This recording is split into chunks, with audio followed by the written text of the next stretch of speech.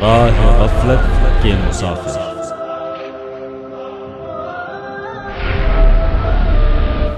शिया शिया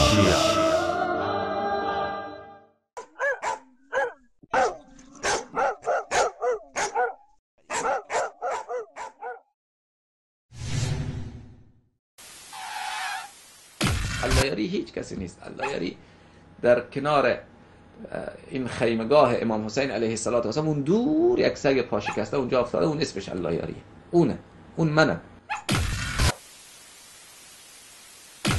من عذر میخوام این تعبیر رو به کار میبرم. مثل سگ میترسی تو.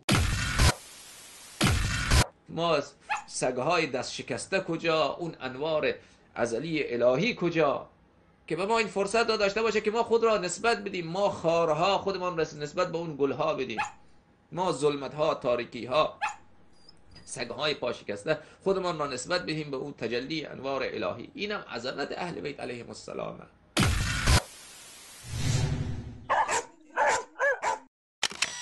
لا لا لا لا لا لا